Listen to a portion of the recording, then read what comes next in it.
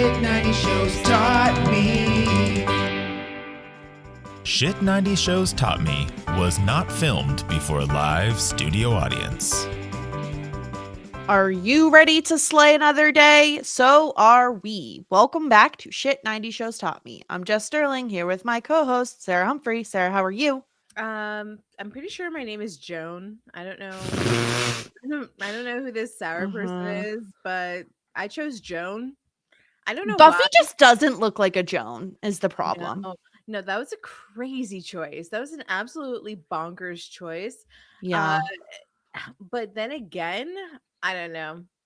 Maybe she had some sort of, there seemed to be some things that came through in their subconsciouses. And maybe she thought like Joan, Joyce, maybe like she was getting some sort of Joe. Yeah, that's what I was thinking is like Joan Joyce is more similar. So like the J sound was like somewhere deep in the recesses of her memory. Yeah. But yeah, I just feel as though I would never choose that name. Then again, when I was a teenager, I was like, I wish my name was Rebecca, which I don't know why, but I really liked the name Rebecca. And I was like, I wish I was like a Becca or like. I will say like Rebecca has some like good nickname potential. Unless you you're know forced to be a Becky, and then you might as well just KMS, you know. There's Becky, Bex. Beck. Beck. I advise some young women, and I work with a Bex. Bex. I think Bex is fun. Yeah, Bex is a really intelligent person, and I like working with them. Yeah, love that for them. Okay, this episode we gotta talk about it. This episode of Buffy. This was wild. Like, here's the thing. I hate Willow. No. She is the actual worst. No. Like, she's actually a trash bag of a human being. She's our trash bag queen. Yeah. And also, I apologize to anyone who listened to the podcast like 2 episodes ago, or maybe it was last episode, where I said this was Tabula Rasa. It's Tabula Rasa. I know that. I'm an idiot. It's okay. It's fine. It's whatever. I want to kind of talk about this episode in like what is it like quadrants of like before the forgetfulness, during the forgetfulness, and then post forgetfulness, because I feel like those are the sections. Quad is 4, so can you add a third section? Wait, no. Oh, so I guess it's trimesters, like your like pregnancies. Perfect. It's appropriate in every way. Yeah. You want to divide the discussion by 3 is what you want to do. Yes, because I think it's important that like I do think that makes the most sense to talk about it in that way. And obviously we'll touch on like multiple things, but like to start with like I don't know, would you rather start with like the Willow Tara, or would you rather start with like the Buffy Spike stuff? Don't care. All right, let's start with the Willow Tara stuff, because I was waiting on bated breath for this argument, because last episode was the musical episode. So Tara didn't get a chance to confront Willow about her shenanigans. And Tara gets right into it. And Girly went off on Willow in front of others, and I was here for it. Yeah, get into the fight. It's because we open up and we see the Scoobies talking about kind of regretting the fact that they brought Buffy back to life, and how it's a struggle because Buffy admitted that she got brought down from heaven, which is actually like a pickup line. Are you an angel? Were you dropped down from heaven? Oh, but wow. No, this is actually something that actually happened to her. Whoa, angel, move. And they're like feeling really bad, and then Willow is like, hey, I have a great idea. I know a little ditty where I can erase her memory and she can forget that she ever went to heaven. And then Tara is like, what the fuck is wrong with you, you idiot? Like, she's like, why do you keep doing this? Why do you only take shortcuts? Why do you insist on making magic all the time? And Willow, excuse me, and Xander and Anya are like, ooh, we're gonna just like see ourselves out by. And I Love that. yeah, Loved that so we're much. just gonna sneak right out. Like, we don't need to be in the middle of this. And I love that Tara's like, do you think I'm a fucking moron? And Love Willow's like, yeah, actually, I kind of do think that you're a fucking moron. And then they get into, she's like, I know that you cast that memory spell. How dare you after this shit that I went through with Glory? Like, how could you do this? And as you predicted, Willow does the very like baby voice, like, I didn't mean to. I just like think that like I was trying to be blah blah blah blah. It was well intentioned, which I know really set you off, right? Yeah, so like Willow, this entire episode, I think she only apologizes one time. And here's the thing. It's at the very, very, very beginning of this conversation where Tara says, do you think I'm stupid? I know you used that spell on me. And Willow says, Tara, I'm sorry. And Tara interrupts and is like, don't, because I can guarantee you the next words out of Willow's mouth were going to be like, but I blah, blah, blah, and make it fucking excuses, which Tara did not want to hear. I love what Tara said here. I loved what she said so much. She says, like, you violated my mind. How could you? And Willow has the audacity to be like, what? What do you mean? I didn't mean to. I just didn't want us to fight. And Tara's like, what the fuck? Like, you can't just use magic to make a fight disappear. And Willow says, like, oh, I realize I did it wrong. And I love that Tara doesn't let that slide. That she's like, actually, though, this is constantly what you're doing. If there's anything that's slightly difficult, you do a spell. It's not good and it's not what you should be using magic for. And I love that when I knew this was going to fucking happen, that Willow was going to be like, but I want to help people. I knew she was going to fucking pull that shit. And I love that Tara says, maybe at first you did. Like, yes, maybe that was your intention in the beginning, but now that's not what you're doing anymore. Now you're doing it to help yourself, to fix things to how you want them, including me. And I loved that so much. Yeah, I'm really happy that Amber Benson has finally gotten some like meat and potatoes to her role. I love this like new outspoken Tara. I love the fact that she's able to vocalize her feelings. And these are like some of the benefits of eliminating or taking, well, we still had a lot of Giles, but it's just like it's just good. Like it's well warranted and it's deserved. And she gets like she gets us to rally behind her, and I think it's really awesome. Willow is willowing. Like, this is just none of this is surprising because she's been like this since basically day one.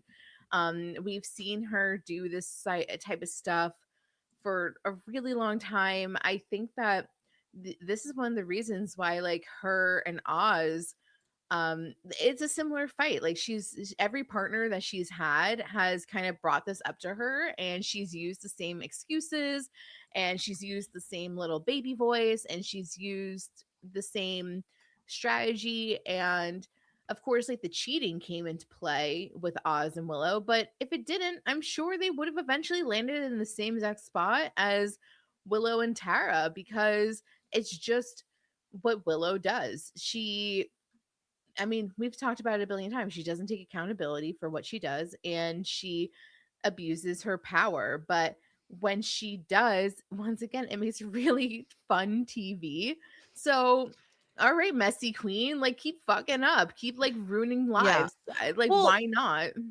Well, what really got me is that, like, so Willow acts all apologetic, like, oh, I need you, which is so manipulative, in my opinion, No, it to be is. like, oh, I need you, baby. Like, I don't need magic. I'll prove it to you. It's just such blatant I'll manipulation. do it for a month, and like, which is crock of shit. And Tara, who is once again prone to being railroaded in relationships, or at least taken advantage of, is like, do it for a week. And I think like a part Yes. of Tara knew that she wouldn't be able to stop it. And it's like, well, what's the use of you lying to me for a week versus you lying to me for a month? But this motherfucker couldn't even wait 10 minutes before she used magic again. This is such bullshit. Okay, go a week and then we'll see, right? And it is like literally the next fucking The next day. week? Like Yeah, it's the the next week. very next scene that Willow, and it's like, oh, I was so mad because not only is she doing it right, like Willow and Dawn are leaving the house, or excuse me, Dawn and Tara are leaving the house. Willow's not ready yet, and they're like, "Come on, Willow, we gotta go." And she like is like, "Oh, I'll catch up." She does magic just to get ready because she's running late, which like stop it.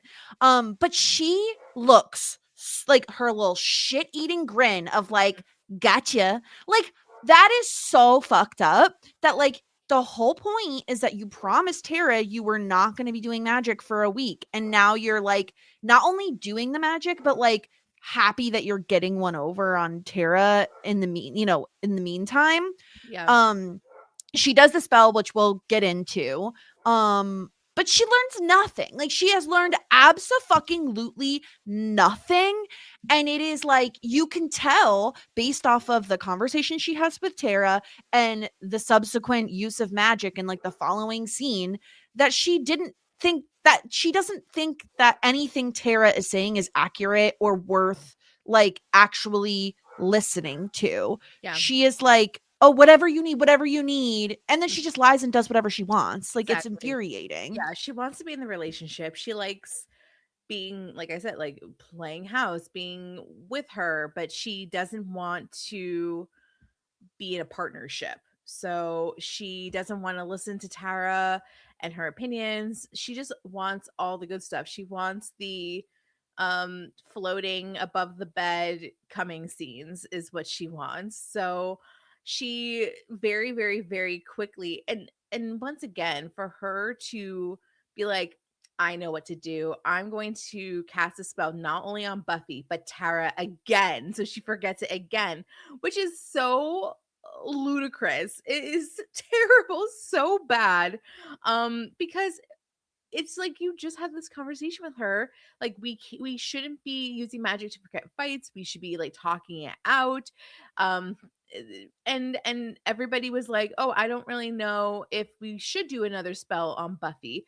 And to use magic on your friends and on your partner without their consent is horribly evil. Like it's just so bad. And she does a spell specifically for the two of them in the next scene or the scene after that. It's Yep. so horrible. And she doesn't even I don't even know if she's like not thinking about it, or I honestly think that she just does not give a shit. I think she doesn't. I think she views what Tara's opinion as inconsequential, as incorrect, and that Trolling her. she just wants to appease her. And she's like, oh, well, I'll just make her forget all about that argument that we had. I'll make her forget that she even thinks this way. Which makes me feel like the first time that we saw her do that spell on Tara was definitely not the first time. Definitely Because not. I don't think that there's any guilt about doing it. It's just that she's upset that she got caught. So Yeah. I feel like especially I just think that she's done it many, many times and we haven't seen it, which once again is like so disgusting, especially after what she went through with losing her mind to Glory last season. So she does this spell, specifically the spell calls out Buffy and Tara. Yeah. And there's because the Scoobies want to erase Buffy's memory of having been in heaven. That was kind of what they were discussing at the top of the episode, is they all feel very bad that Buffy was in heaven, not in hell. And they don't, Willow doesn't want to feel bad about it. She doesn't want Buffy to feel bad. So instead of being there for her friend, she's like, I'll just erase all those memories that she has. Mm-hmm. Right. So, and the spell is like, oh, take away the pain and the sorrow and all, like, right? Doesn't it say something about like, oh, yeah, she says purge their memories of purge their minds of memories grim, of pains of from recent slights and sins. When the fire goes out, when the crystal turns black, the spell will be cast. Tabula Rasa, Tabula Rasa, Tabula Rasa. Yeah, but it's for Buffy and Tara. Right. What does Tabula Rasa mean again? Blank slate, like a clean slate, which is why we end up with the problem that we end up with, which is everyone losing their memories. But before we get to that, let's talk about the monster of the week, who is Sharkface. And we're continuing the kitten poker storyline. Mr. Spike owes Sharkface 40 Siamese kittens. You know what? Siamese cats are pretty valuable. So I suppose purebred, right? It has to be. Seems like it. But then where is he getting the kittens from anyway? Does he have to go to a breeder? That's a lot of kittens. Yeah, I mean, they are in California, so like maybe it's not too difficult to source Siamese kittens. But I mean, they're not like in Wyoming, you know, like they're not in the middle of nowhere. They're a couple hours from LA. So you have to go to every single Siamese cat breeder in the United States to get up to 40. I mean, I don't know how many I don't know enough about cats. Like, how many kittens does a cat usually have? I don't know, more than I need to look this up. How many kittens in a litter? It depends on the cat. Like, it's just like average is 4 to 6. Okay, so then he needs 10 cats. That's a lot of cats and a lot of kittens. Yeah, I mean, you're not gonna find it in LA. You're gonna have to really go all over the place for this like cat thing. It's a lot. This is before Facebook Marketplace. You're Craigslisting, you know. That's a big debt to pay. It is. Yeah. But he is interrupting Buffy and Spike's conversation because we get Spike following Buffy, basically being like, Buffy, we kissed. Like, can we please talk about this? And Buffy is a very playing Miss Avoidant. She says, I don't want to talk about this. It's never going to happen again. It didn't happen. I'm never touching you. Go away. She is like trying at all costs to avoid Spike. And Spike is like, I just want to talk through this, please. Oh my gosh, not the he is such a Scorpio. We've been new though. We've been new. Like, we said this so long ago. We said this when he was with Drew Lulu. Yeah, and this like attachment style dynamic between the two of them. She's so avoidant. He's so anxious attached. Like, it doesn't, I don't know how in the day-to-day they're going to work out. It's such a problem. She keeps ignoring him. He doesn't want to talk about it. And then he doesn't know how to give her space. He's following her like a little lost puppy. It's like, it's cause I feel bad for him because it reads like he finally got what he wanted. Like, he has had feelings for Buffy for a long time now, and he's gone through the ringer with them, right? Like, he was like very toxic about it for a long time. And then he finally stopped being way too much and just being there for her, helping with Dawn, helping with Joyce. Joyce dies. It's a whole mess. He's still trying to protect Dawn. Then Buffy straight up fucking dies after they have this really lovely conversation about like, you make me feel like a man, blah, blah, blah, right? He spent the last 3 months grieving her death. She comes back from the dead, is like depressed as fuck, is going through all this garbage, but like seems drawn to him because they're both twisted. And then she finally kisses him. She finally shows like feelings like that, maybe possibly the feeling is slightly reciprocated. Obviously not to the extent that his feelings exist, but like there's something there. And then she just avoids him. Like, it is so, like, it just hurts my heart for him. And I know he's not, he can be very toxic and he's like not a good guy, whatever.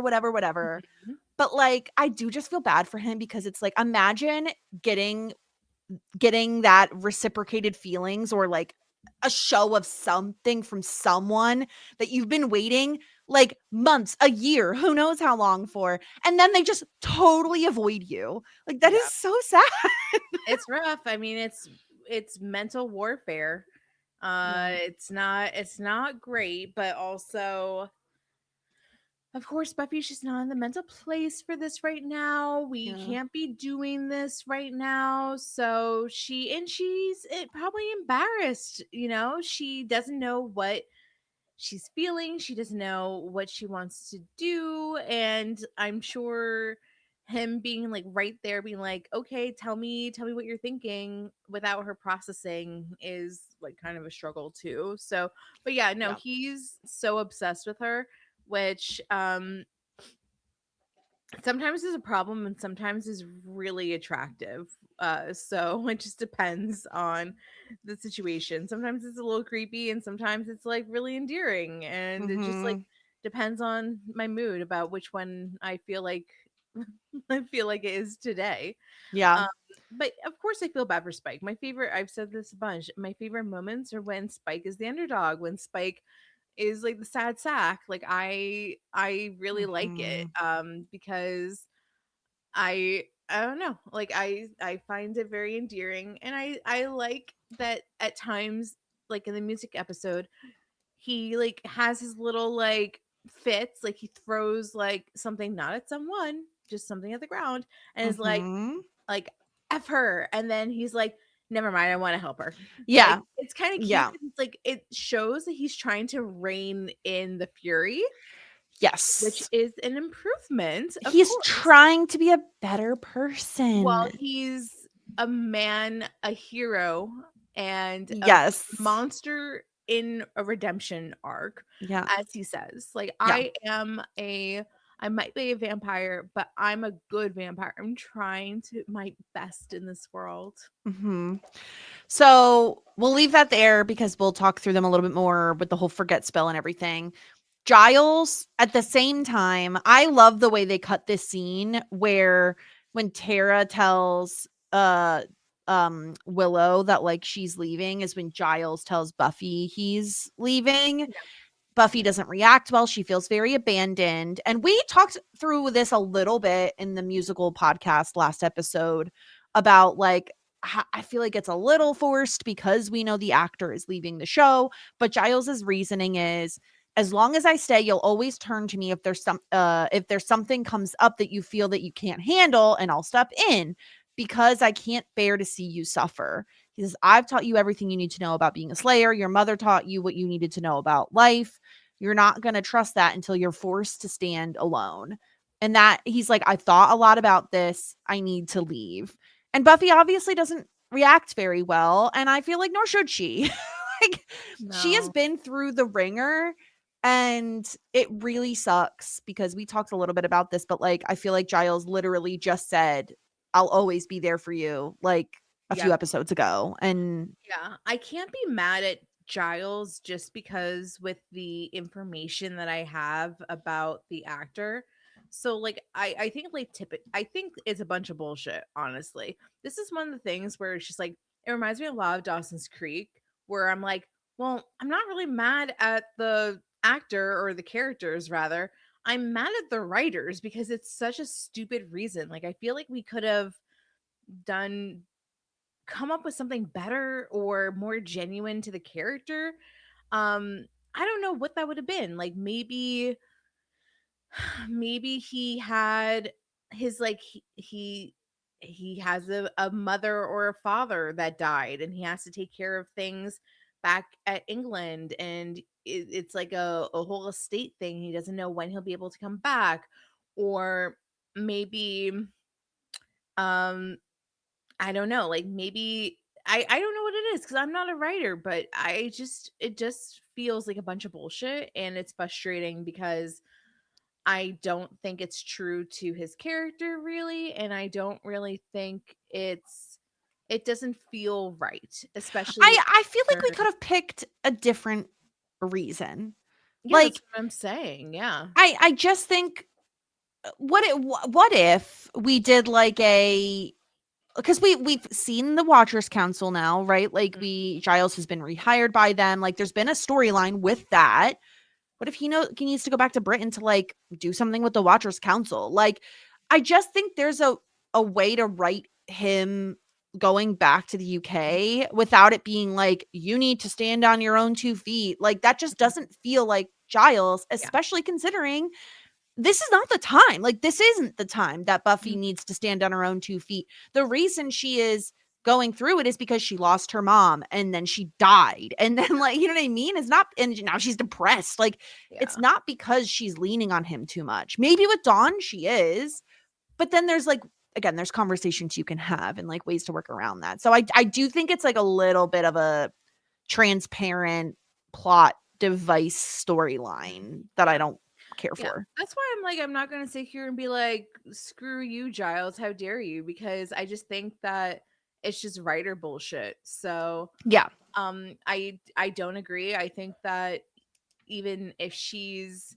technically an adult, she's still in her young 20s and she's a child. And I think that she really does need him for support. Maybe he can take a step back from the child rearing with Dawn, but also Yeah. I think it's hard for Buffy as a young 20 something to be parenting her younger sister who's a teenager. Yeah.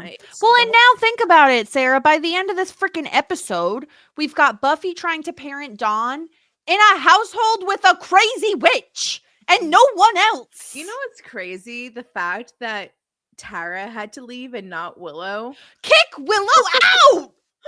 I mean, it's like, what? Okay, hold up. Like, why? It's like in Pretty Little Liars when Arya's dad cheated and then it was Arya's mom who moved out. Yeah. Why? Like, Yeah. why did you have to move out? I don't understand. Yeah. So then Willow does the spell. Everyone falls asleep, wakes up later, and they have no idea who they are. It just so happens that Willow and Xander fell asleep next to each other, and Willow was wearing Xander's jacket because she was chilly coming into the magic shop. So they believe that they're dating. Anya and Giles think that they're engaged because they co-own the magic shop and she's wearing an engagement ring. And Anya thinks her name is Anya. Horrible. Well, I guess she can't pronounce it. I guess not. Dawn and Buffy kind of figure out that they're probably related because they feel like they have this sisterly bond. We get Spike thinking that Giles is his father because they both are British. Okay, so then all these other people are American, so then obviously they have to be related. But it was hilarious. It was so good, especially because Spike is in this like ridiculous outfit because he is trying to hide from the shark guy. Mhm. So he looks at inside the suit that he's wearing, and it says his name is Randy. So he thinks his name is Randy Giles. I love Randy. That's Randy Giles. Randy Giles. Oh, I think I finally figured out why the dude's a shark. He's a card shark. You know what I mean? Yeah, I think I figured it out. You're probably right. Randy, what is Spike's real name? Do we remember? Rupert. No, that's Giles, you motherfucker. Oh, sorry. I thought you meant Rupert. I was thinking Giles because anyway, what is Spike's real name? They said it once upon a time.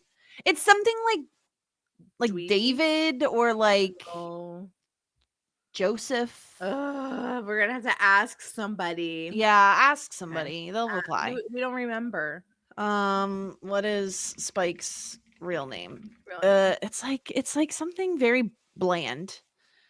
It's like David Smith or something. Like it's like very like whatever. Yeah, and then Buffy is the only one besides Dawn without like any sort of ID on her. And so she decides she's going to call herself Joan. That's a terrible, like I said earlier, that's a terrible name. It really is. It's such a bad name. I don't know why she would go with Joan. And I love how Dawn, as like a true younger sister type vibe, is like, ooh, that's like kind of like an ugly name. Yeah. And the only reason why Dawn knows that her name is Dawn is because she has one of those like Carrie Bradshaw like nameplate necklaces. What do you think of those, by the way? I don't know that we've ever talked about this, which feels weird because I feel like they always appear in like television shows. It strictly reminds me of Carrie. That's like the thing. Okay. I think that I don't know. I mean, I'm the girl that wore like a monogram necklace for a good amount of time. So how can I judge? Because that's the most chuggy shit that ever existed. But I guess I don't hate it. I think that if I were to do something like that now, I would do an initial. I think an initial is a lot more elevated than like a full name. Also, you people don't need to know my name on the streets. Okay. And I know my own name, so I really don't need to be wearing my name. Yeah. That's okay. I'm so happy you brought this up because part of me is like, I don't want to wear a necklace with my full name. I think I agree, like just the letter, just the initial. Because if I wear a necklace with my full name, strangers know my name, and that's creepy and weird. And they could trick me like What somehow. do you mean they could trick you? I don't know. They can scam you just by knowing your first name. It's almost like in your mind, it's like having your full social security on your chest. Just by it saying Jessica or Jess, you're like, too much information. Too much. The people on the streets can steal my identity. They don't need that. I really, yes. And the funny thing is, as I now realize, as I say all of this, that I'm becoming my father, because my dad will not wear any t-shirts or sweatshirts or anything with any sort of like affiliation with anything. So that's the thing. Like, if you're going to wear a t-shirt, like a band t-shirt or something, you have to expect that people are going to go up to you and want to talk about it. Well, that's why he doesn't, because he doesn't want to talk to anybody about it. But then this is like the crazy thing, because like so many introverts wear like movie t-shirts, band t-shirts, like anime shirts, and then they get pissy when somebody comes up and talks to them about it. It's like, but then why are you wearing it? All you need to do is be like, oh, nice shirt. That's it. You don't need to have a full-blown conversation with someone. Just nice shirt. Oh, so you're blaming the friendly people that are just okay. Yeah, too friendly. It's too friendly. Also, we have an update, and I was this is killing me, on Spike's real name, which is William Pratt, which is extra funny because my husband's name is William, and I definitely did not remember that was Spike's name, but I was right that it's a generic name. Well, I remember now you say that, William the Bloody. William the Bloody. That's right. Yeah, but right. Because he's bloody boring, not because because he's bloody boring. Yeah, I do remember that. I could not have. We would have failed that in Buffy trivia at the bar. Because my god, we'd always lose Buffy trivia. There's no way. William Pratt. I don't think I knew his last William name. the Bloody. I don't really think. I don't think I knew his last name was Pratt, but we definitely learned it at some point. But maybe. So back to Joan. So they know less than nothing about themselves. They have no idea what their names are, who they are. They're like, why are we in a magic shop? What are vampires? They, of course, in come Sharkface and all his minions. And so they're like, what are we going to do? But Buffy has muscle memory, so she's able to kick some ass. And we have a lot of silly bits of, they want Spike. Give them these like wooden spikes. I was entertained. It was funny. Yeah, I thought that it was a cute joke. Yeah. And we get some different pairings here because Joan and Randy are the most capable fighters. So they're going to go off together and get the vampires away. Then we have Xander, Willow, Tara, and Dawn are kind of in a group. They're going to go in the sewers. Anya and Giles are going to try to look in a book in the magic shop to see if there's anything that can help them with their memories. So basically the most useless people have to go underground. Basically. Scoobies that suck, you go under. Anya and Giles, who are now a married, engaged couple, get to stay up. And it is funny how each of their dynamics comes so naturally already. Like the Anya Giles like bickering and over control. Yeah, her being like, I think I'm the magic one and you're the bookkeeper. Yeah. It's just my intuition though. It's just my intuition. Mm-hmm. And that Dawn and Buffy had like natural like sisterly tendencies. Like automatically Buffy was very much like a caretaker to Dawn of like, don't worry, we'll get through this together. It's interesting how like those things kind of came through. Willow doesn't know herself. If she can't like pick herself out of like a lineup, she's like, I'm definitely straight and I'm definitely, but her intelligence comes through, I suppose. But she's also, I don't know.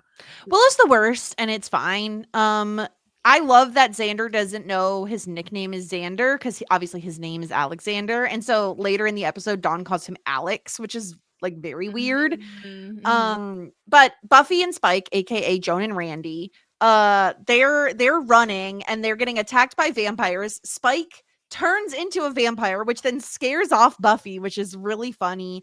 And Spike, like you said earlier, mentions, "Oh, I must be a noble vampire, a good guy on a mission of redemption. I help the hopeless. I'm a vampire with a soul." And Buffy has the incredible line of, "A vampire with a soul? Oh my God, how lame is that?"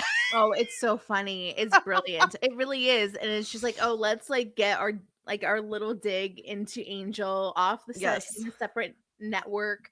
A character that won't be here anymore. It's really great. I love that line. It was so funny. And yeah, they decide to like work together, but it's like I mean, I really do like it's interesting because he's like, I don't know why I don't have the desire to bite you and you don't have the desire to stake me, but here we are because he doesn't know about the chip. I don't know. That's the thing. He's like, "I know I don't want to hurt you." Yeah. So that's interesting. I have a proposal. Is it indecent? Yes. No, it's fine. I think that the chip will or has dissolved.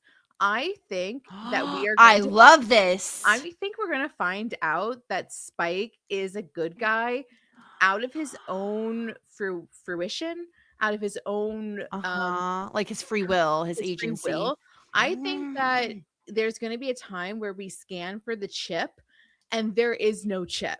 And he's I just love this. a good vampire. Like he just Yes. His like brain acid dissolved it, or it's faulty. I yes. adore this story. Yeah. Yes. I'm yes. pretty Yes. confident that that's going to happen because So smart. because it's just like, okay, like he is like a good vampire. Well, because we're somehow. not going to turn him bad at this point. No, like that would be ridiculous. We're and not it's going to do even that. better to be like, oh wait, this is the real me. This is me naturally. It's not the chip. Mhm. And like how that could be a little bit of a like, who the fuck am I then? Yeah.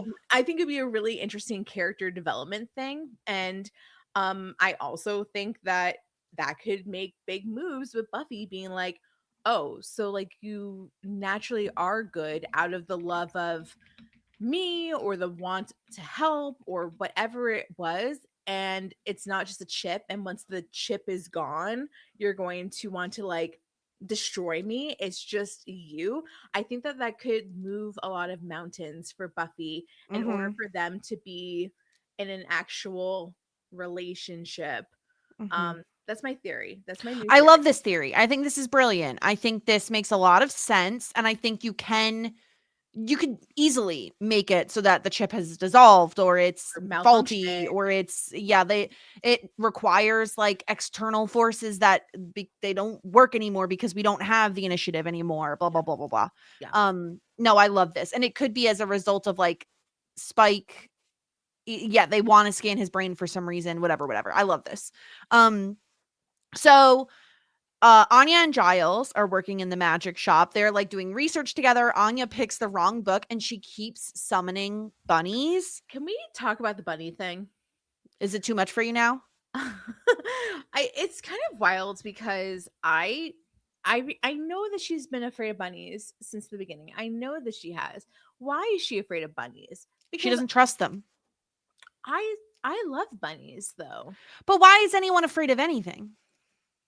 Well, I mean, that's a very good question. I mean, why is a bunny less scary than a mouse to me? Well, I was just going to say, you're afraid of mice. Yeah, I'm very afraid of mice.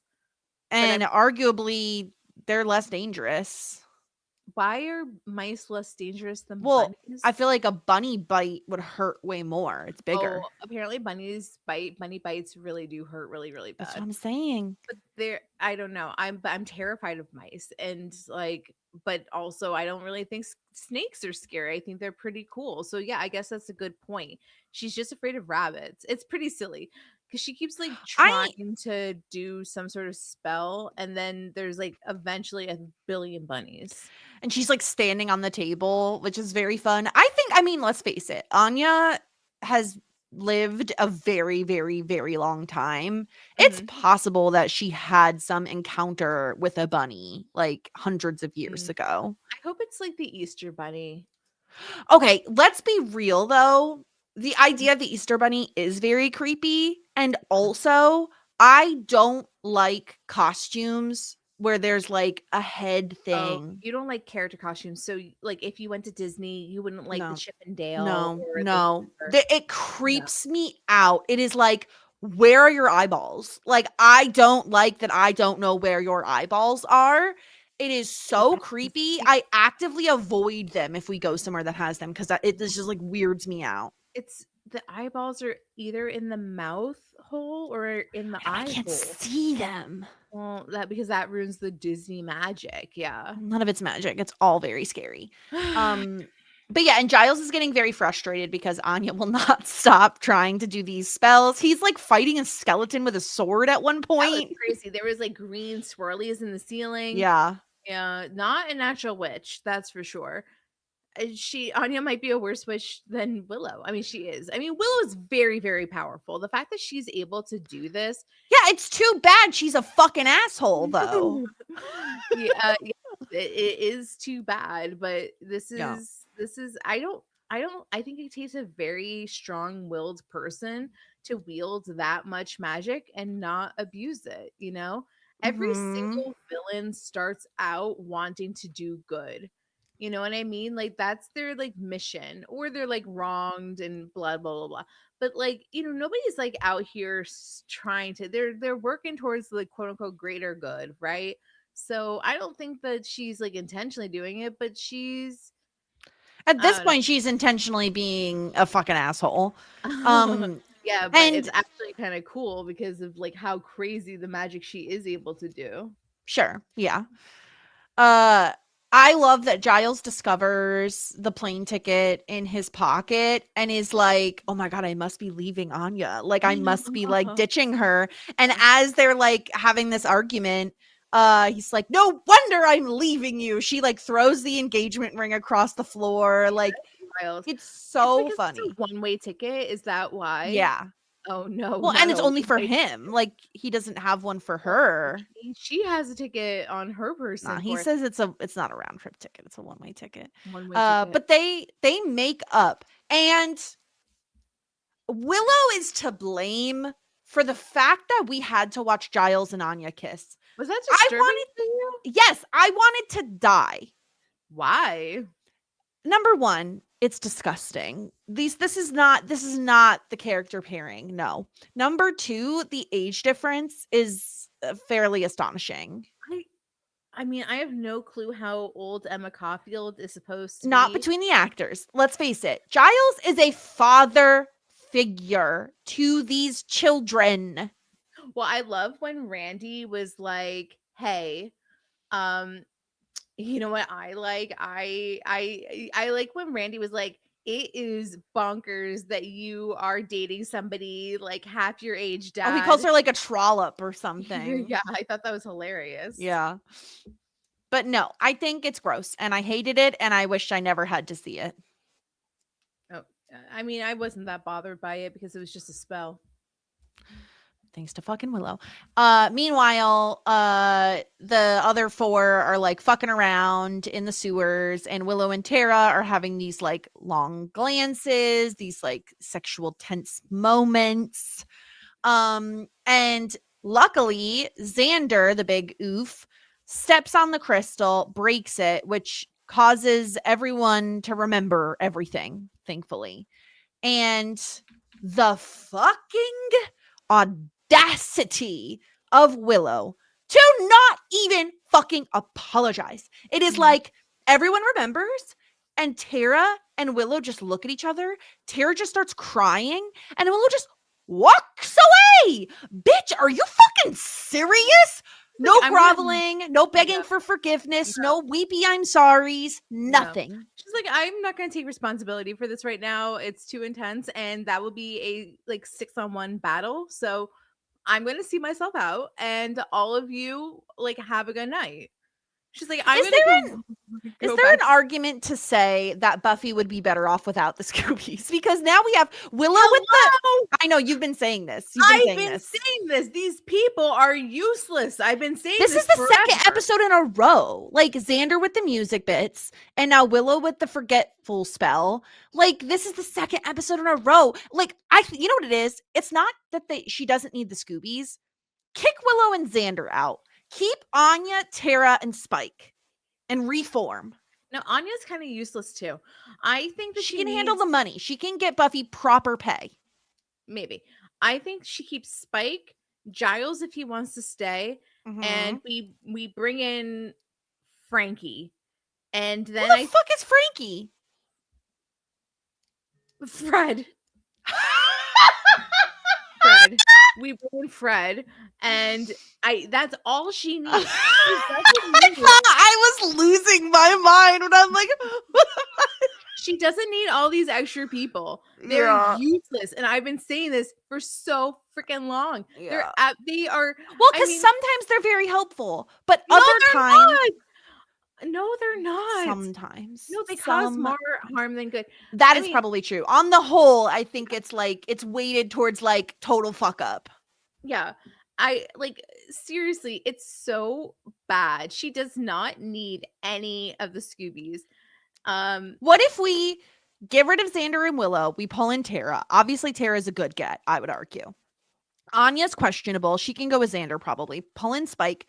What if we break Faith out of jail? No. I'm telling you. Don't you tell me she's property of Angel. Don't you dare. Is, but also, she's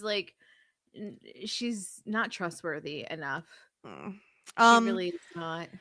So you just need to kill Faith and then regenerate a new Slayer that's actually good. We've discussed this very briefly the end of last season that Buffy died. Where the fuck is this new Slayer? For the billionth time, let me explain this to you. When Buffy died, in the puddle, she generated the new Slayer, which was Bianca Lawson. I forget her. The girl from Dawson's Creek. Yeah. What is her real name? Or in the show? Cassandra? No. I'm sorry, guys. Okay. I don't know. That was so long ago. I know. Her. So now the Slayer lineage is only under her. When she died, Faith comes. Faith. So Faith is still alive. And there would only be a new Slayer summoned if Faith dies. Because Buffy has already died, she is no longer, there is no lineage under her. It did not branch out. It's only under Faith now. Okay. So we will not get a new Slayer until Faith dies. Now, I just want you to implant that in your brain. Because it's not. It's going to be like the chip and it's going to dissolve. It's not going to stay in there. I've explained this to you multiple times. And I'm sure you have. I just wanted to go into your head. I will try to lock it in there. Try. And I think it's because you're not used to sorority family trees. It makes a lot of sense to me, but it doesn't make a lot of sense to you. I don't know the correlation, but okay.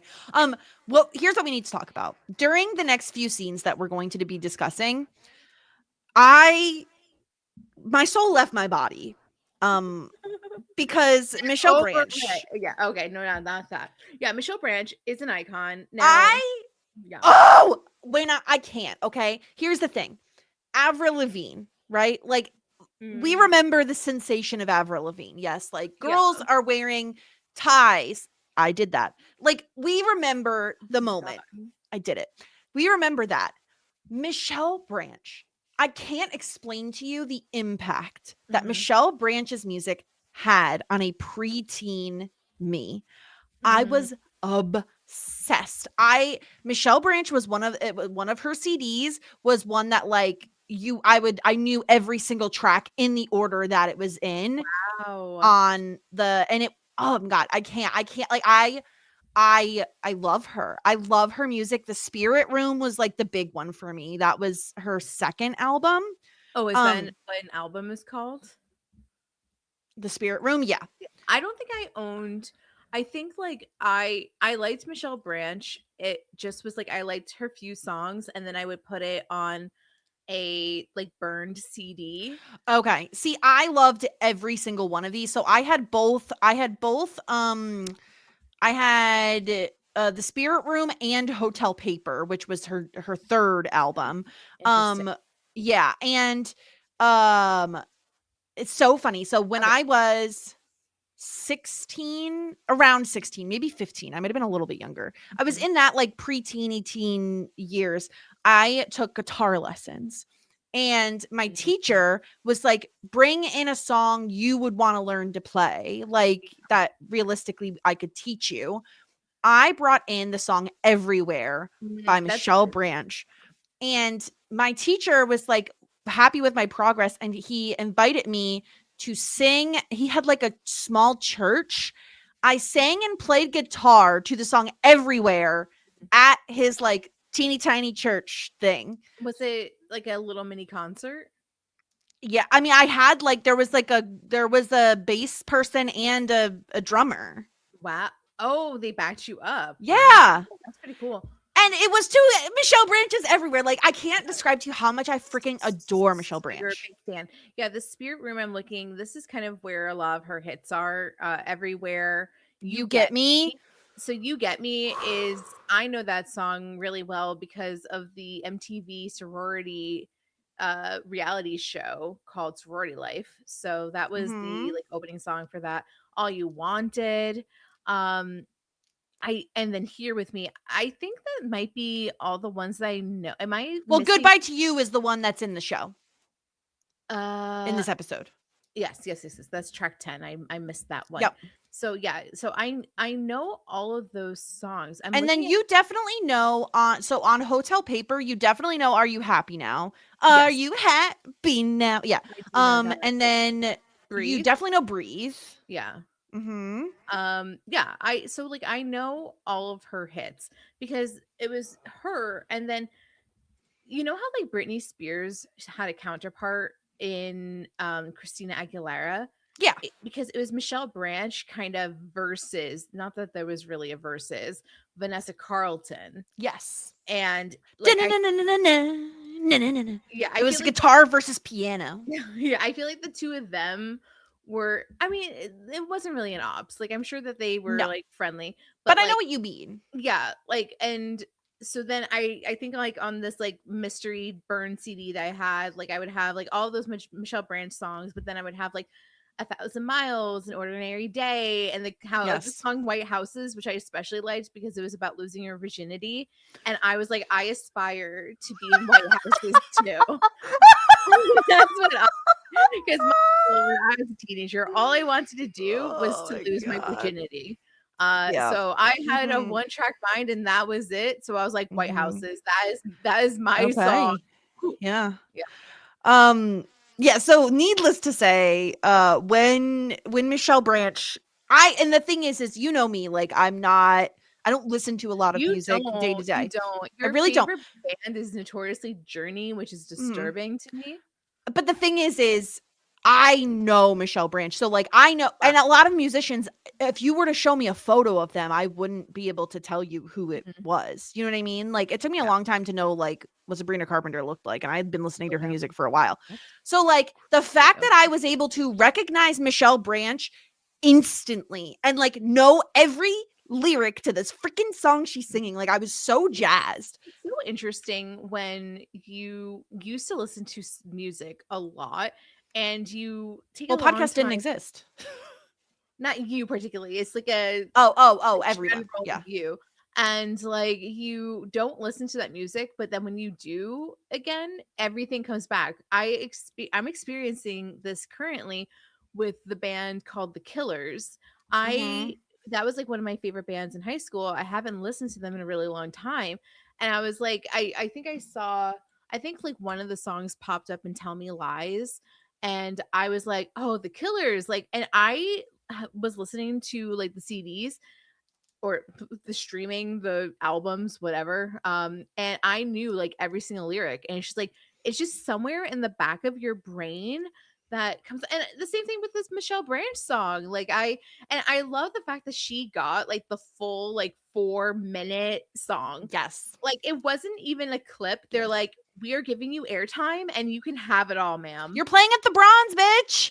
Yeah, this was incredible. And it's, of course, like we're getting a montage as this song is going on where Tara is packing up all her belongings, which again, kick fucking Willow out, but whatever. Willow's like sobbing on the bathroom floor. Yeah, but also like Dawn is mad at Tara for leaving, which Yeah, is she stomps away. which It's is like, go fucking punch Willow, Dawn. Come on.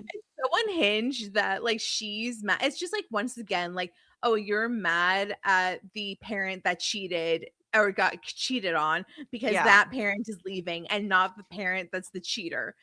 A different situation, but essentially the same. It was so crazy that she's Yeah. like giving Tara the cold shoulder, and she's like, "Hello, do you not realize what she just did to all of us?" Yeah. And yeah, of course, like Willow's crying on the floor Yeah. in Joyce's bathroom that she's taken over and doesn't pay rent for. Yeah. And As then, Tara's like packing up all her shit and leaving and saying goodbye to Dawn. Simultaneously, Giles is on a plane and he's leaving to go to England. Goodbye to you, Giles. And then Buffy and Spike. So Buffy, as everyone's getting their memories back, right? Like Spike offers Buffy a hand up when they're on the ground fighting the vampires. She like ignores him and immediately like walks away. And then we're seeing her sit at the bronze with like just nothing happening behind her eyes, like just like total depression mode. Space the fuck out. Spike walks up beside her. She looks at him. He looks at her like he's like wants to talk, and she does the most childish fucking like turn away from him and like I don't even see you. And then Spike's like sad puppy look. He like turns his head a little and is like, "Please talk to me, please." And then he walks away.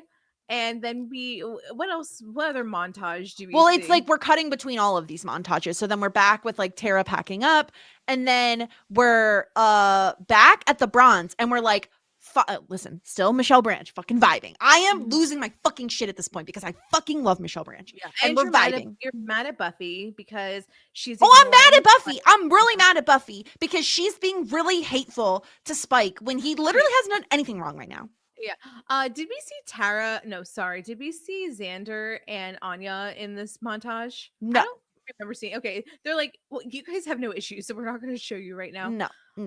Okay, so yeah, then eventually we cut to these two little sluts making out in the corner. The way I fucking screamed, we are like, because it's not just that, it's that we're like panning in the bronze, like we're following different like couples and people, and then they're just like, oh my god, I can't, I'm like my whole body. Okay, because like, let me tell you, if I had watched this episode of television, when I was like Dawn's age, when I was a teenager, this would have been one of those scenes I would have rewound, play so many times. It has everything. It has Michelle Branch singing. It has the you're not expecting it, right? Because she just like gave him the cold shoulder.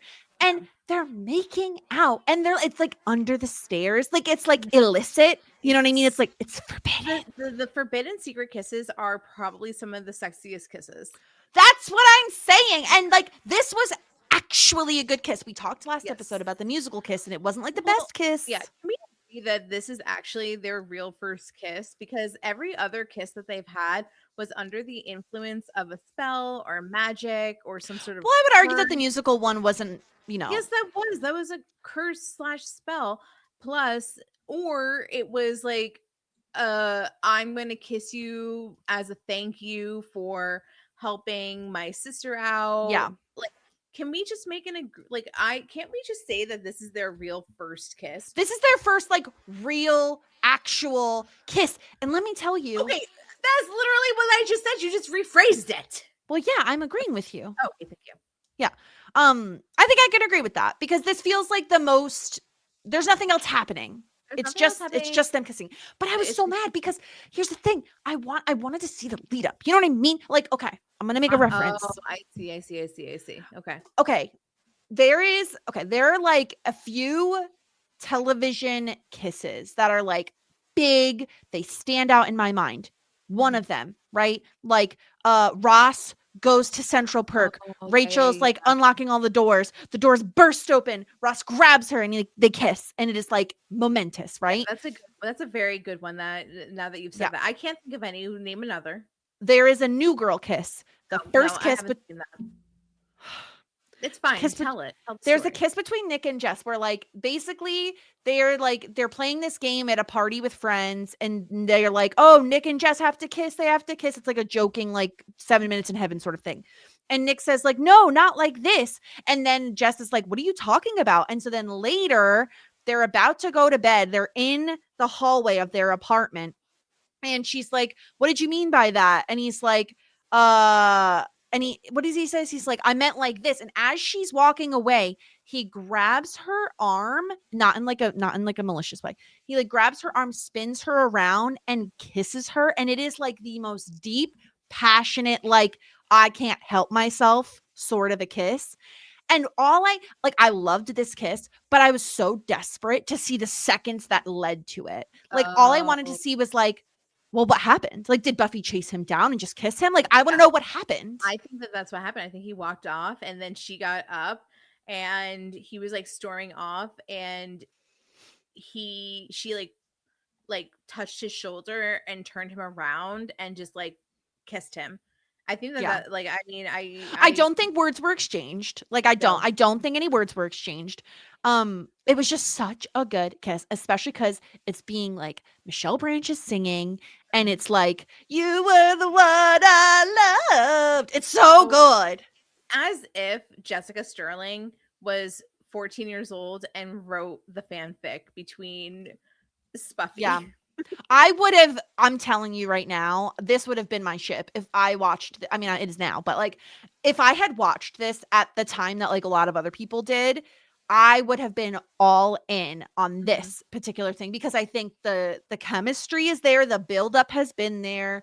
I think like the illicitness of it is there. Like it's so forbidden. Michelle Branch is singing. And, like it really is like before everybody else knows the like one of the sexiest parts of a relationship is like before everybody, all your friends know. Yes, same thing with again another New Girl thing. There's like between Cece and Schmidt, like they're like doing it on the down low and like no one knows. It's and like Chandler and Monica, like there's like it's like very like saucy when it's like forbidden, when it's unknown. Yeah. So when it's just like yours, I was so into this. Yeah, I mean, it was. I thought that the kiss was better, and I thought that, I liked that it. I would assume we didn't see it, but maybe we'll go in the next episode. We'll like go back a little bit and like see it play out. Yeah, where do we go from here? Right, like. Yeah. But I do like that in our headcanon that Buffy was the pursuer. And that like after he kind of got rejected, I think like Spike needs to be pursued in that way because I think that he spends a lot of his life being the pursuer or like the person that like I'm obsessed with you and not a lot of people like reciprocate. Like even Lulu, I think that she wanted a companion. She saw what Darla and Angel had and like wanted a companion and saw that Spike was kind of like a weakling. It wasn't like she necessarily chose him for anything more than like, you're here and I think that I can like manipulate you and control you. And it seems like you like want a partner as well. So I like fine. Like, right? Like, I mean, and like then she was like kind of crazy and was more into her dolls than him. Like, I think that he just needs somebody to like actually choose him. And I once again it's like it's a bummer that we don't see like the actual thing, but I wouldn't be surprised if like we kind of like go back a little and get to see it. And yeah, where do we go from here? I think it's gonna be a little bit of a secret for a little bit of time. I don't know if that'll be too much like the Anya Xander secret of being engaged, where like Spike is the one of like, why can't we tell anybody? Like, I don't like this, I think he would be happy, like content just to be with Buffy for a little bit. Like, I don't think he would care. Well, yeah, because then he could just have her on his own, which is kind of his prerogative. Yeah, I mean, I think that this is really interesting. I'm curious if these two are able to actually like communicate like a actual couple, like how Mhm. those types of things play out, or if it's just mainly going to be like just a passionate relationship Mhm. based off of like sexual tension. You know what I Mhm. mean? Like I kind of like I'm having a harder time seeing them like work out the highs and lows of life together, but who knows? Like we'll see. We'll see how that happens. Yeah. I'm very excited. This was one of those ones where I was like, this is really tough to not hit play on the next episode right away. Like, it's very tough for me. I need to see what happens. Mhm. But I can soon. Should we catch up on Cordy's Corner? Yes, yeah. Lots of So baby stuff. so much baby stuff. I've caught up. I watched 2 episodes. I watched Offspring and Quickening. What I am getting is that like we are establishing that we're getting a Cordy Angel thing. Like it's gonna happen. That's where you want to go? Sure. Yeah, I I mean, just think it's gonna exactly. happen. No, Like you're right. You're right. I especially saw it, I think, in the first episode out of the two. Cordy is so mad when like he impregnates Darla. Granted, like lost his soul last time he fucked, so like, Mhm. dangerous stuff, but Yeah. I mean, I think that if anything, it should prove to Cordy that Darla doesn't mean that much to him because he didn't lose his soul when he like came into her. So listen, if he likes Cordy with those tiny ass fucking bangs, this they're is so unfortunate because the horrible. hair was starting to look good again, and then we have to make it look bad again. It's very unfortunate. Yeah, I'm definitely seeing what you're doing, and I applaud you for catching the vibes like really, really quickly. So, good job to you. I'm positive it's Good gonna happen. job to Good you. job to you, especially with Fred and Wesley Yeah. coupling up. Like it's just like a no-brainer. Because I did think that we had Fred open for Angel, but honestly, the coupling between her and Wesley makes a lot more sense. Yeah. So, and thank God, like keep that man away from Cordelia by all means. Um, Yeah. Fred has also decided to like straighten her hair a little bit lately. I And told you she's looking hot. I know, but I like the curly hair. I'm a little bit mad at her. It's only her hair was only curly because it was matted because she didn't have a hairbrush. Like, not because it was by Um, choice. but yeah, we get so much Darla. These 2 episodes of Darla's pregnancy, and like she comes into town. Angel's gonna be a daddy. They find out that the baby has a soul, and Darla wants to like eat children because of it. But then we get some really weird shit where like Darla has some like Braxton Hicks contractions, and then Yeah. there's like this vampire cult who's like, your baby is a miracle child, and we want to worship the baby. Yeah. We really got like a bunch of randos in the second episode that's really hard to keep track of because we Yeah. have our like angel investigations crew, then we have this like vampire cult, then we have Wolfram and Hart fucking around, then we have this guy that has like a 1,000-year grudge against Angel.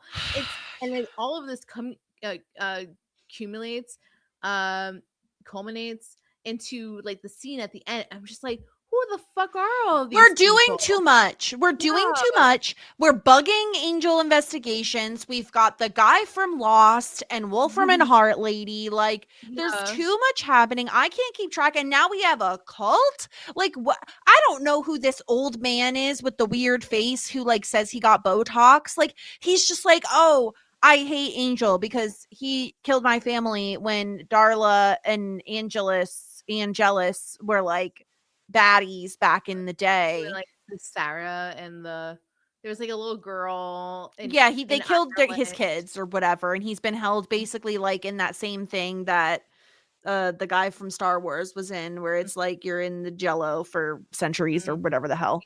Yeah, I agree. It really is too much because I think like the both of us are just like, oh, but like, can we just go back to the Darla storyline? That was all I wanted. Like all I wanted. I can't. I'm gonna start singing Michelle Branch every You time I have say any to- phrase. you Was have to stop. somebody who cared. Okay, no. Yeah. All I wanted was to focus on Darla and what's going on with them, and like they're like, no, we have to add all this other fuckery. And It like, was a actually, lot. what about Wolfram and Hart? And I'm like, I don't give a single fuck about I Wolfram know. and Hart. A lot. And Lila, like, was that her name? That's her name. Yeah. All I remember about that was that she pricked her finger and made ink out of her own blood. That was fucked. That was cool, but it was fucked. It's like, And I yeah, it's have like this quill. I'm gonna make ink out of my own blood. But yeah, I feel like the most interesting stuff is the Darla stuff because, like, in the beginning, like the first episode, she was very much like, I'm in a lot of pain, which actually I'm in my stage of pregnancy where I'm starting to be in a lot of pain, like back and hip pain. So I was like, mhm. I relate to you. I understand. Then she's like starting to labor in the second episode, and she's like getting those Braxton Hicks things. And they're like, we need to get like the ultrasound because we want to see if this is like a, you know, 3-headed like demi gorgon, like, or Yeah, but it's whatever, a human. a humanoid. So it could be a Yeah. vampire with a I think they said soul. it was a boy, right? It's a boy. Yeah. It's a boy. What are they gonna Yeah. name it? Renesmo. Renesmo, obviously. Yeah, very much paralleling my future because Mhm. we're having a boy. So Yeah, and like we leave we leave off the episode with like Darla is definitely giving birth, but Angel has been held up by the guy that is out to get him. So he probably isn't going to be there. Typical father shenanigans, not showing up for the birth of his own child. But yeah, I mean that was pretty much what happened. Gunn juggled, which was very fun. yeah, he dropped the ball literally on I purpose. loved that. I loved watching him juggle. I thought that was really fun. Yeah, I yeah. mean, a lot of people can juggle. I I can't. can't. No, I definitely can't. Yeah, no, it's too that's much. pretty much it. Like, I That's what mean, happened. it's just like a lot of stuff, and I wish we could dial it back a little bit, but It especially felt like a lot because I watched 2 episodes like pretty much back to back, and so I was like, "Oh my god, how did Sarah watch 3 last week?" Like my I don't brain is know. about to explode right Yeah, now. yeah. I mean, it was intense, but I only had to watch one today. Yeah. So I don't just know. want the listeners to know what we're doing for them because we're recording we're sacrificing. We're recording twice a week, and so we're watching 4 episodes of television a week usually. Which isn't a lot, but it's a lot. Yes. When you're trying to come on and talk about it. Anyway, we did get an email. Andrew, you sent this like a week ago. Like you probably sent it like 4 episodes ago at this point, but like just know that we are reading our inbox. Okay, you invoked How I Met Your Mother, so I needed to issue a point of clarification for the sake of preventing any unnecessary character assassination of Lily Aldrin. Lily did break up with Marshall, but she never cheated on him. Lily would never do that. One of the hallmarks of Lily and Marshall's relationship is that they've only been with each other. Scooter doesn't count. Also, since I'm here, I should probably also talk a little bit about Buffy the Vampire Slayer. The third member of the loser trio is Andrew, and no, we've never seen him before. I don't know why they wanted to call back to Tucker by introducing his brother. I suspect maybe they wanted to bring back Tucker, but the actor wasn't available. And if you're having trouble remembering his name, you could just think of me, a slightly cooler Andrew. That was an email from Andrew. There we go. I'll never remember that guy's name. Yeah. I assume that I said that Lily cheated on Marshall. I might have. I just know I didn't like Lily. Well, Lily was a meddler. She did not participate in No Meddle May. She was a messy bitch, and I didn't like it. Okay, so maybe you just really don't like Allison Hannigan. I liked Willow when she was cool, and now she's being a fucking asshole, and I don't like her anymore. She's mean to Tara. She lied, and she does dumb... Like, yes, she's powerful, but she's a stupid person with power isn't good because they do stupid shit. Where did I hear that before? It seems as though I can understand that with the people in power. Yeah, stupid people with power is not good. It's just like she was trying to put a spell on Tara and Buffy, and she fucking knocked out the whole crew. If Xander hadn't oopsie daisied on that stone, they'd still be fucking around not knowing who's who. Oh, that's so funny. She's so bad. She's so stupid. I can't stand her. And the funny thing is that, like, I've been saying for 5 seasons that she's a terrible witch. And I was very defensive of her for a very long time. But you know what? I can only do it for so long, Willow. You suck. That's so funny. I'm so mad. I hate her. I'm really mad at her. I love Tara, and I'm mad that Tara moved out and not her because she sucks. I pay Willow no mind, honestly. I'm just like, hey, if you want to be bad, be bad. Like, ruin the whole entire world. I would love if she actually leaned into being bad, but instead she's just a big fat crybaby crying on the bathroom floor. Anyway, I can't with her. Oh, my girlfriend broke up with me. Yeah, because you suck. As a professional crier, I would not choose my place of crying on the bathroom floor is You're a cold. bed crier, right? It's hard. Yeah, I need to cry in bed. Need blankets and stuff. Yeah, my bed is my safe space. It's literally my favorite place in the world, and I would not choose the bathroom floor over my bed for my crying activities. It does seem like a bad spot for it, unless you're like, I throw up when I cry or something. Well, yeah, the bathroom floor is for throwing up. It's not for crying. That's my throw up space, not my crying space. And I know that to be true, honestly. I had a really tough first 20 weeks. Yeah. Oh my gosh. So those are episodes. Next time we're gonna be talking about season 6, episode 9, Smashed. Oh, Are they smashing? Are we getting so fucking? could be. What's happening? Oh We my are gonna have a God. special guest, Tom Palmer. So Yeah, they're fucking. I legitimately thought he picked that episode because it was like 69, season 6, episode 9, but he said he Oh. didn't. I thought it was for the bit. Do you like smash burgers? I've never had a smash burger. I know what it is, but I've never had one. I like them because I like a thinner burger. I don't need Mm. like a huge pile of meat on a bun. Yeah. Yeah, I like. Okay. And then what's the angel episode called? Season 3, episode 9, Lullaby. Oh, the baby. It's a The baby baby's time. born. Where's your favorite place to cry? I mean, I don't have a favorite place to cry. It just happens where it happens, I guess. The shower is a good number 2, by the way. I don't cry in the shower, really. Really? No, because I'm in and I'm out. I'm lickety split. I'm Oh. I'm getting down to business and I'm getting the fuck Yeah. on out of there.